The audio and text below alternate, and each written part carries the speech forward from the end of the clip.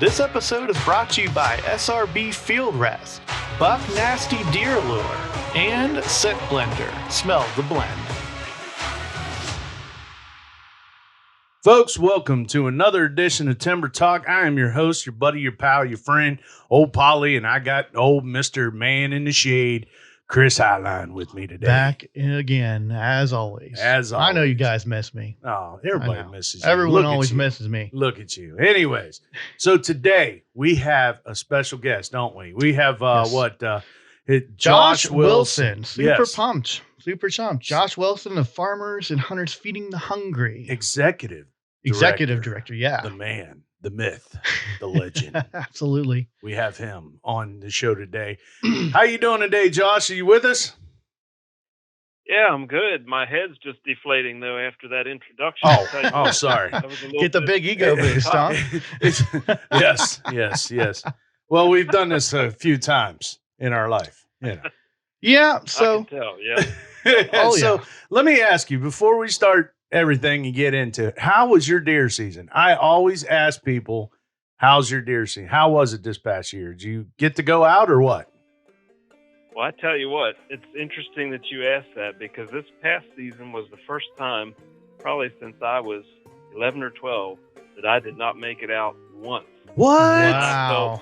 I felt bad about that. I felt it was weird. I felt guilty about it. That's un-American. I was looking at my brother, and he was going out, and my dad's older, but he still tries to make it out a time or two. Mm-hmm. And I was feeling guilty and all this, and then I thought, wait a minute, why would I feel guilty about it? It is what it is. It doesn't mean I quit hunting. It just means I didn't get out this season. That's right. And Blame it on your wife. Another season. You got seasons of life, right? Yeah, Kids that's right. And all kinds of stuff, and it just. So, but I'm thinking about next season already. It's funny. I'm helping with music on a men's retreat. Oh, nice. And we had a team meeting up in the mountains above Smithsburg, Maryland, up towards Thurmont.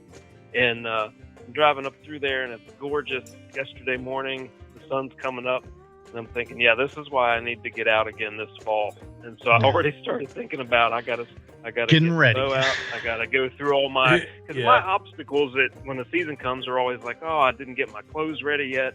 I didn't get a stand ready yet. All this stuff, and here's the season. So it's like I get behind.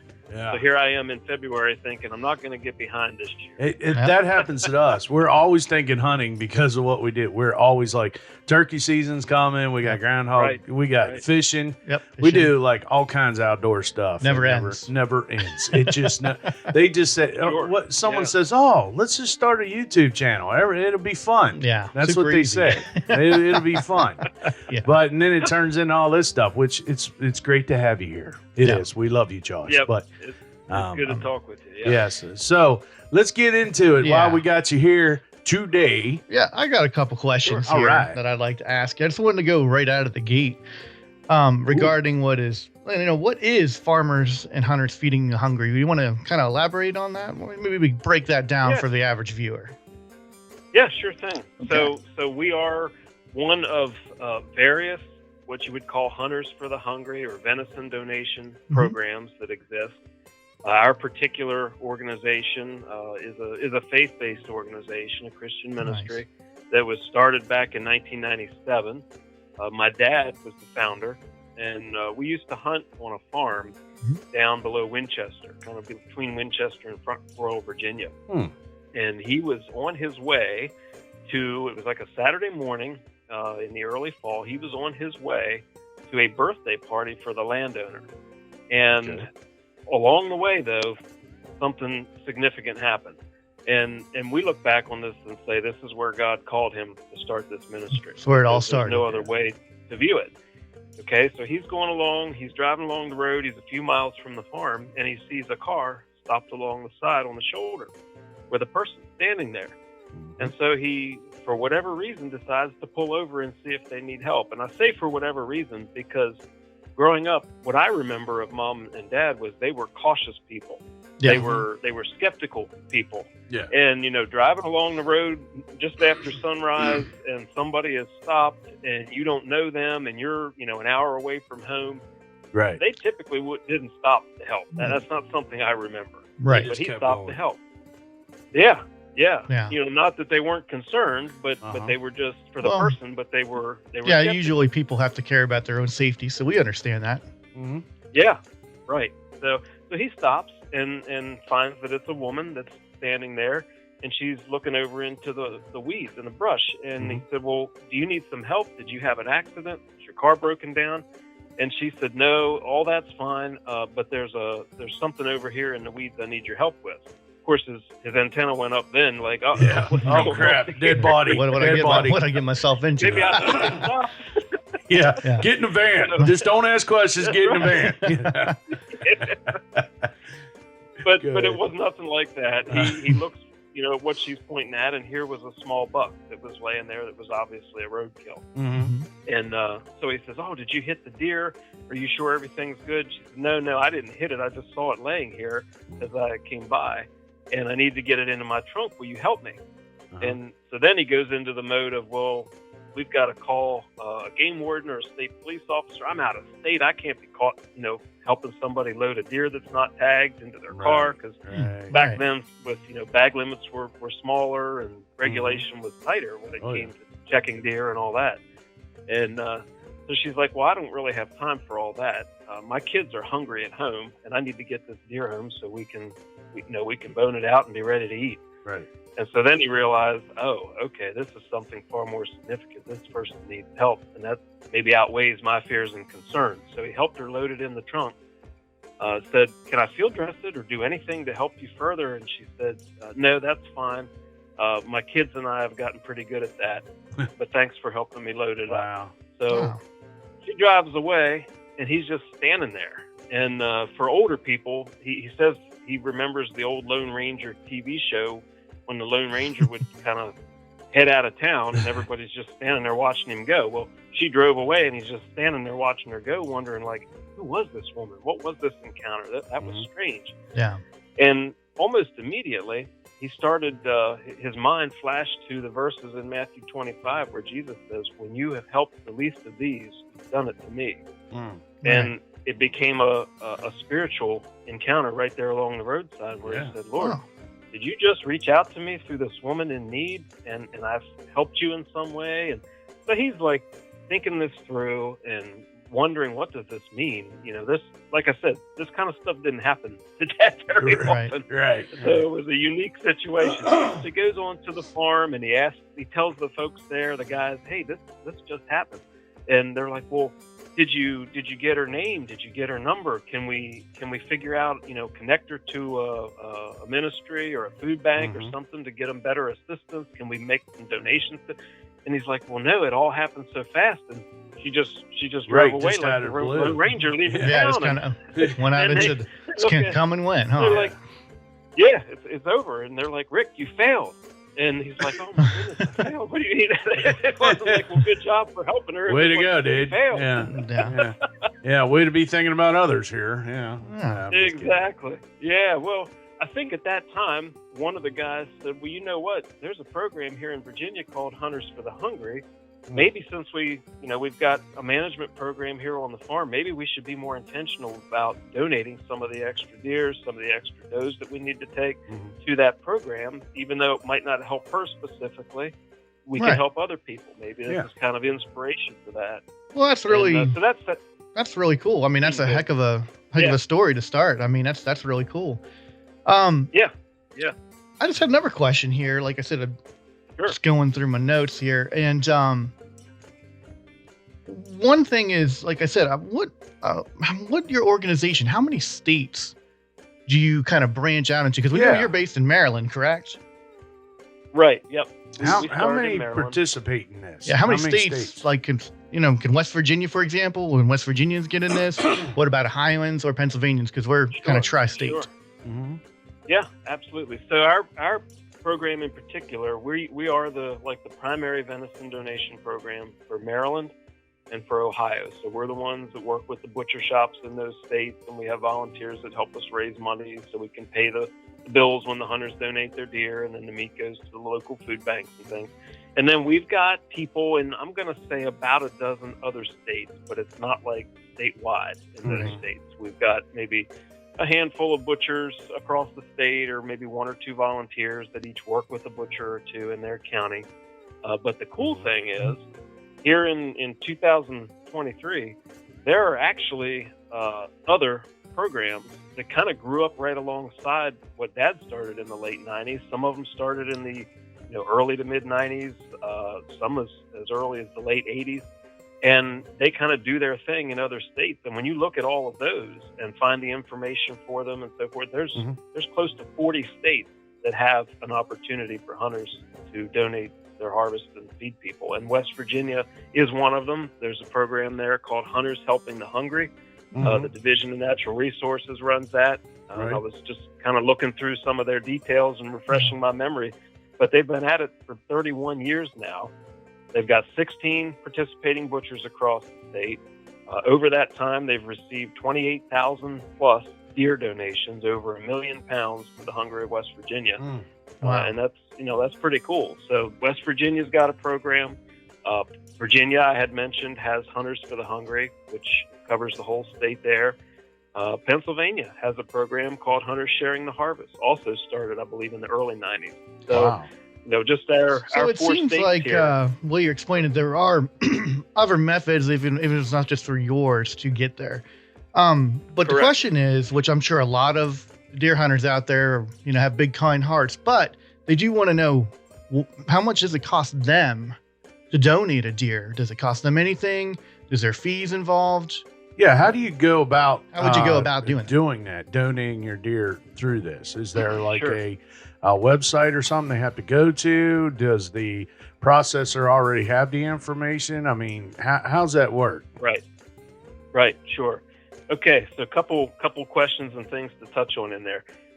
Does it cost the hunter anything to donate their deer? Right. That is a positive development over the last 2 to 3 decades, is that currently in most places, the program you're donating to, or the organization, the Hunters for the Hungry program that you're participating with, pays the processing bill at the butcher shop. Nice. So There the you hunter Nice. donates their deer, fills out a card or a log sheet, and that's it.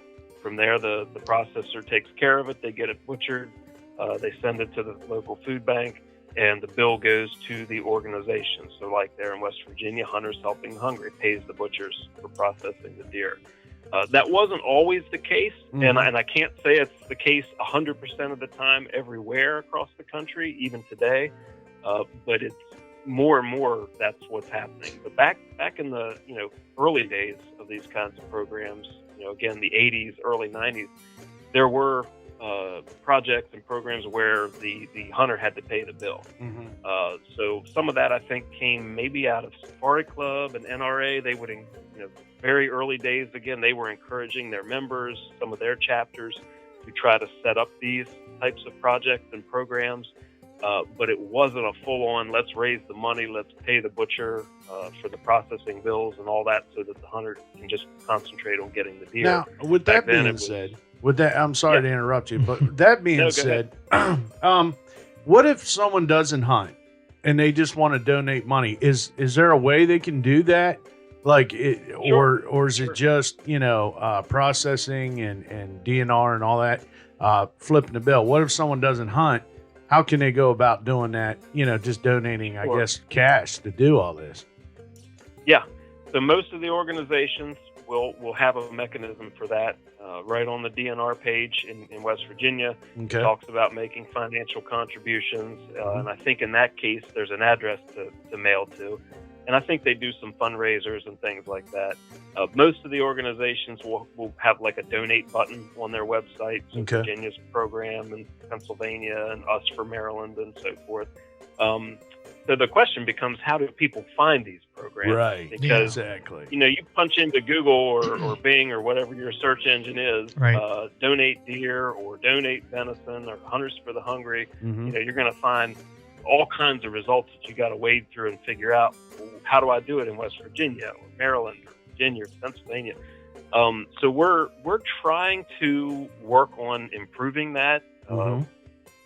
Last fall, I'll say November, December, we did a couple of news releases announcing the start of a campaign from our organization, Farmers and Hunters Feeding the Hungry, that we just call Hunt Down Hunger.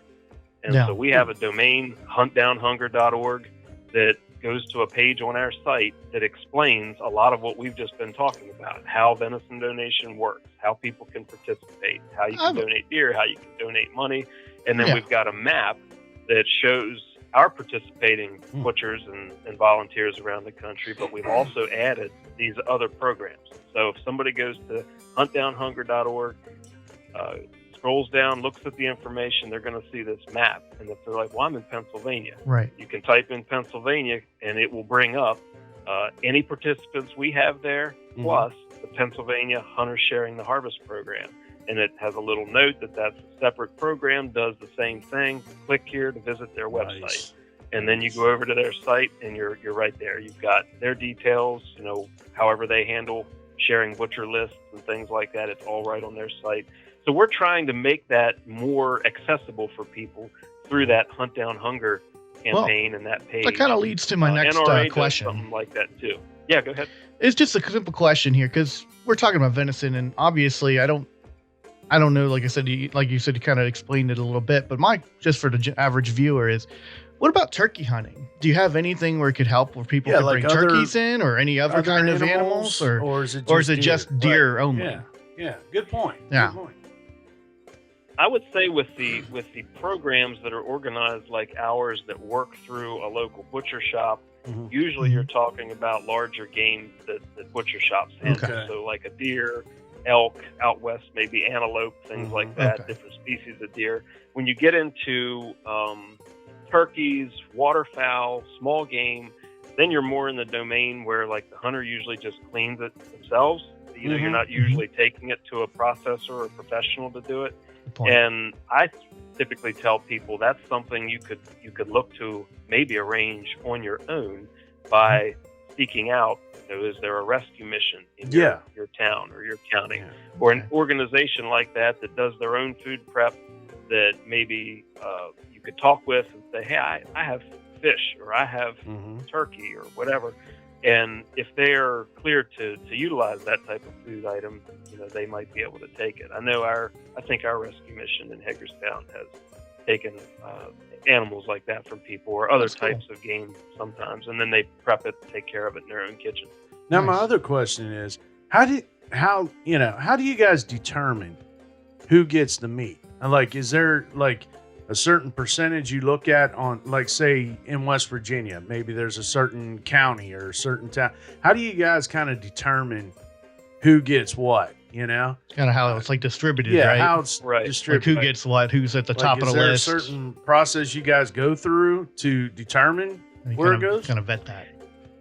It's a combination of things. Most of the programs, most of the organizations like Hunters for the Hungry groups will work with the larger food bank networks. Okay. So in West Virginia, I'm looking at their brochure right now. It's the Mountaineer Food Bank and the Facing Hunger Food Bank. Okay. And then those food banks are the ones that then supply the meat to like church food pantries, soup kitchens, shelters, and so forth at the local level. So it's a combination of working through those larger food banks, particularly if it's a butcher that has a higher volume, because those agencies typically are able to pick up and store a larger volume at any given time. Okay. But then we will also have butchers linked up directly at times with an agency right there in the community. And that's really just down to, in our case, we let the butcher, or if we have a volunteer in that particular area, we ask them, what are the agencies that are helping people there in your community? Do you have any in particular of that could use meat donation? And so we kind of let them organically work that out if they know of some. If they don't, then we'll look it up and try to help them find those particular programs in their community. But then as far as distribution to the end users, the end recipients, I guess you'd say, that would be, those agencies, those food banks, those soup kitchens, shelters that are already set up to kind of vet people and figure out, whether the need is legitimate and so forth. That's really more in their court than us, more in their ballpark, their area of expertise. We kind of occupy the space between the hunters, the butchers, financial supporters to get the meat processed, and then the handoff happens to the agencies that know how to get it to the people who need it. Have you noticed has it been more a demand for this kind of program, more so this year than it was last year? Is there do you see a difference in change? Folks maybe need more help this year or than last year or 2 years or something before that? Have you noticed anything? Yeah, it does. There is kind of an ebb and a flow to the need. It's often tied to the current economic circumstances in the state or in the country. Right. I know the need tended to increase quite a bit during COVID. Whatever your views on COVID and how it was handled and all that, we all know that the bottom line was people were out of work. Businesses ended up closed down. More people were depending on food assistance than in the years prior. So there was definitely an uptick there, and that's in many ways continuing. I know we have a volunteer coordinator in Indiana, and I want to say it's her daughter-in-law or future daughter-in-law that works for a credit union. And she was telling our person, things are pretty bad. We've got people getting loans now, not for cars and housing and the typical things.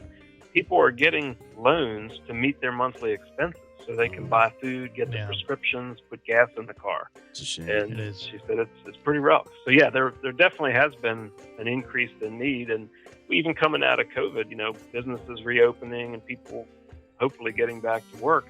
Well, now you look at the economy, and with inflation where it is, all of us are impacted. Our purchasing power has dropped off the ledge. It's gone down quite considerably. Like you lost $10,000 in income or something. It's almost that bad when you look at what we're paying for stuff. So all those things, poultry, do everything, increase the need. So do you guys? I'm sure you get this all the time. How do you guys convince people, like the normal everyday weekend warriors that only have 2 days off a year to hunt, and they only get that one chance to get a deer? How do you guys go about explaining why it's so important to do this? I mean, I'm sure you get all that negativity a lot, like saying, well, only get one deer, only get 2 deer, you know? I mean, you know how it is. You know how this world is. Everyone has this me thing. So, I mean, how do you go about doing that? How do you guys handle the negativity and all that stuff?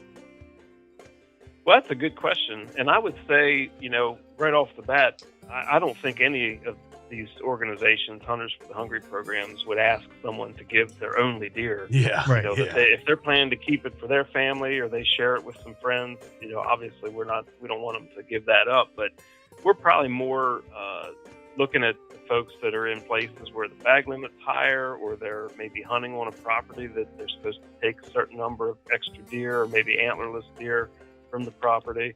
So typically, I think we're, the message gets out that nobody's asking somebody to give their only deer up. But which kind of leads me to my quick question here. I just was curious. I just got to know, because it's been bugging me since we started talking about it. I got to know what's been your best day? Like, how many deer did you get donated on your best day ever since you started this? So best year, best day, whatever. What was the one where you were just wow, when you just had that overwhelming generosity? I knew you were itching ass. I wanted to ask it so bad. I got to ask him. I got to know.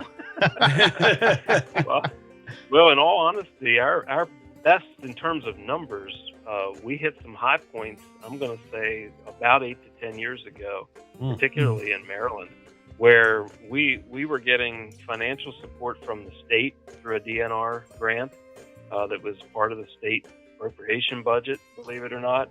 We were getting some funding from the Maryland Farm Bureau. We had a project with them where we had a pretty significant grant that we were doing to try to encourage the donation of additional does from farmland and so forth. All told, so putting, during that period of time, we had some years where we had over 4,000 deer donated just in Maryland across the state. And we're not at that point now. We've had some traction. Some of that funding is not available. Mhm. Kind of went.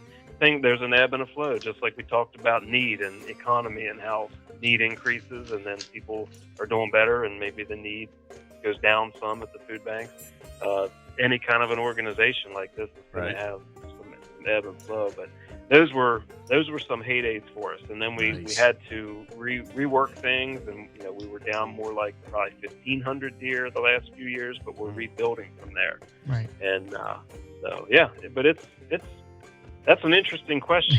Yeah. As well, because the amount of meat that's being donated across the country is astounding. It's been a few years, but I believe it was National Shooting Sports Foundation did some research, and they came up with a figure. I want to say it was like 10 million servings per year that was being donated by hunters across the country. That's amazing. Through organizations and possibly even some just person to person. That's insane. Support. Yeah. But it's huge, and people don't realize that. And I think that's circling back a little bit to this idea of our Hunt Down Hunger campaign. Right.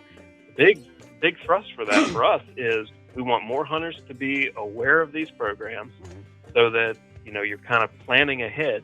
So what am I going to do if I get an extra deer? I need to know what program is in my state. I need to know where the participating butchers are, so that I'm prepared. I need to know if there's any kind of special process for getting a deer donated at that shop, so that I'm planned ahead, ready to do it. Because just like we talked about at the beginning, if you fall behind, even in like your hunting preparation, like me, then all of a sudden the season goes by and you're like, oh, I missed it. I just never had all these excuses. Goes click. Same with donating a deer. If you're not prepared ahead of time, the opportunity is gonna miss you. So we want more people, more hunters to be aware of that.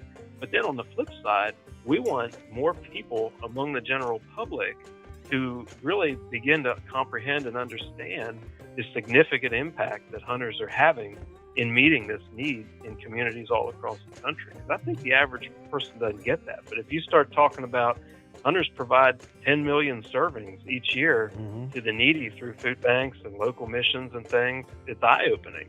It is. And it can play a huge role in the average person's perception and understanding of just how valuable hunters are and how valuable hunting is, even to non-hunters, because it's basically a community service that's being provided that is really under the radar. And another stat that's kind of interesting is that currently, when you look at the number of deer being donated across the country compared to overall harvest, in a lot of states, it's only 1% to 2% of the harvest that's being donated. Wow. So it sounds like this huge number. Yeah. But then you say, however, it's grand only scheme of this many things. that are being donated. How many more could it be? 1 out of 30 donate. Yeah. There's always these questions too, and I hear this a lot because we mingle with other hunters and talk to a lot of folks. These wise tales where they say, "Well, how do you know that meat's actually going there? How do they? So this leads into my question: how do you guys ensure that meat that someone donates is going directly to your charity?" Sure. Yep. And that's a great question. And, right off the bat, there's certainly the disclaimer that we all know if somebody wants to take you for a ride, they can find a way to do it. I'm not saying it's a perfect world. I'm saying, it's not a perfect world. No. I've heard stories. Yeah. And I hear them too. And I'll say right here, that is often one of the best ways that we find out that something's not quite right is hearing a story. Yeah. And not just the hunter complaining to another hunter, but actually taking the initiative to call or email us and say, hey, I think something's happening weird at, Joe Bob's butcher shop or whatever, because I take my deer there, but he's kind of cagey about it. And he's awful fat. My buddy asked the food bank about it, and the food bank doesn't know anything about hunters. Exactly. That's where you start saying, okay, hey, DNR, could you maybe have an officer stop by there and talk with them? We love that. See what's going on or whatever. So, but in a big picture sense, what do we do to try to head that off? Well, we've got deer, when they come in, most of these organizations are going to have a log where the hunter puts down their name, the tag number, kind of verifying that they donated. So when the butcher sends you a bill for, say, 25 deer that they've processed as donations, they're supposed to have those sheets with them that have 25 people's names with tag numbers and all that, date that they gave, Nice. so that, yeah, somebody could make all that up, but you're significantly cutting down on that likelihood if you're requiring them to give you that. That's And just then on some the people's other minds side, at when the ease meat for goes sure. out, yeah. What was that? So when the Other meat side? goes out, I was going to say when the meat goes out to the food bank, it's kind of the other way around, where we've got a log sheet where Right. the food bank writes Mhm. down here, or the butcher puts down, okay, here's the date. I gave 500 pounds. It was to the Hagerstown Rescue Mission. Here's the person's name. They signed it, and it's kind of like a log that they're supposed to give us at the end of the season. And that way you can look at it and say, okay, so he's saying, we're looking at it, they billed us for this many deer that they processed, and they're saying this many pounds went out. That kind of adds up, it's 30 or 40 pounds per deer average.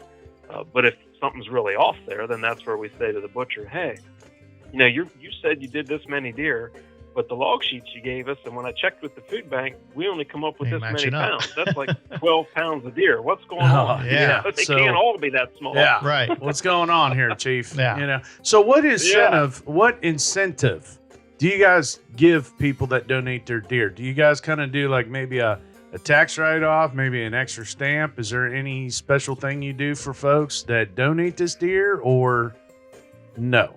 Right. There is the ability. I will say, even though I won't be able to give tax advice right here because I'm not a tax Yeah. but No one likes hunters- taxes. Yeah. Right, but hunters have been able to kind of claim that as an in-kind donation. So Okay. just like any food or clothing we might give to a local charity, if you give meat away, that's food. All right. Yeah. But then it's kind of up to them to figure out the value. And a lot of people will say, well, if I went out and had to buy this many pounds of ground beef, best price I could find, and gave it to the food bank, what would it cost me? Mhm. And so you can kind of do that comparison. And if they document that, again, people would want to maybe run that by their tax preparer. But in general, I know of a lot of people that have been able to do that for deduction if they're doing it. We've had some places like in Ohio where we buy pins each year. So there's like an annual donor pin. And Pin? the Okay. processors and the volunteers that want to participate with that will get those pins through us in Ohio, and then Cool. they'll give those That's out cool. to the hunters. The hunters will keep those year after year to show what they've done. Nice. So there's things like that locally that are done. But really, I think the biggest thing is for those people that we talked about the hunter that only gets the 1 weekend Right. one deer, and Right. that's one end of the spectrum. But for those that have the other problem where it's like, I'd like to get more deer, but I don't know who's going to take it. My freezer's full, the neighbors, my friends, I've given away some. I really want to be out there, but I'm not going to go out there if I have nothing to do with the deer. Well, a lot of people That's also, an incentive. excuse me, a lot of people also don't really like deer meat. They like to hunt, but they don't Sure. That's they don't true. like eating the food, so they Yeah. want to find somewhere to donate. So Yeah, they don't you're want to pretty waste much the deer. looking for those folks too, Yeah, that's like your dream Right, kind of hunter exactly. scenario in that case. Yeah, They get the Dream- enjoyment of the sport of it, but But they don't I have to think feel that's- guilty. Go ahead. Exactly. Yep, And sorry. so I was going to say that, I'll come back to the campaign. What you guys are asking here is another good thing that we could try with this Hunt Down Hunger campaign Mhm. is just improving the perception of hunters. So, Mhm. a local hunter, instead of maybe she lives in an area where hunting isn't mainstream. It's a Right. suburban area or what have you, and they're afraid to talk about it at work. Well, maybe this gives them a way to talk to people and share what they're passionate about and what they enjoy, and actually be viewed more like a hero than a heel. Exactly. It's like, Exactly. oh, you gave meat to the food bank? I didn't realize hunters did that. Exactly. So, Yeah. Yeah. just turning that perception around is another plus for the individual hunter with their donating. Yeah. Cool. Well, Josh, I said Mr. Josh Wilson here, Executive Director, again, at Farmers, Hunters, Feeding the Hungry. Mhm. I think you've put a lot of the viewers and the listeners, of course, Mine's at ease, because again, we had some pretty kind of spitball questions there for a little you. bit. Sorry about that. Yeah, but you had really great answers, and I think you've put their mind at ease. So hopefully this will help you, and hopefully we'll get more out of it. I'm going to let Paul take it. We will see more of Josh. Yes. I mean, Josh, thank you so much for coming on here. Sure. We're running out of time. Yeah. But tell us where they can find out more information. If you can maybe holler out your website again, and maybe a toll-free number if you got one to our listeners and watchers. Sure. Yep. Absolutely. Like I say, we've tried to make it easy. As we move forward, we're just pointing people to huntdownhunger.org, and we're trying to get that phrase out there wherever we can, almost like a brand for people to start rallying around. And our intent is to always have all the information anybody could need in any state, any location, right there at that site, huntdownhunger.org. And we do have phone, we have a toll-free number. It's 866-438-3434. If somebody does want to call, 866-438-3434. And we'll be happy to get back with them and point them in the right direction. And we will definitely post that up on that will be in the link description on the YouTube video there, everybody. So you'll have links to that too as well. And I'm telling you what, folks out there that are watching right now and listening, this is a great cause. This is feeding the hungry. It's also farmers feeding the hungry. Yes. And I'm telling you, it's better to give than receive. Always keep that in mind. And Josh, once again, thank you so much for coming on here. Appreciate it. Stick around a little bit. We'll talk a little bit more with you afterwards. But for all you listeners out there, check us out on YouTube. Check us out wherever this podcast is broadcast. And we thank you so much. I'm Paul Scheer. Chris Heinlein over here. God bless you, and we'll see you again.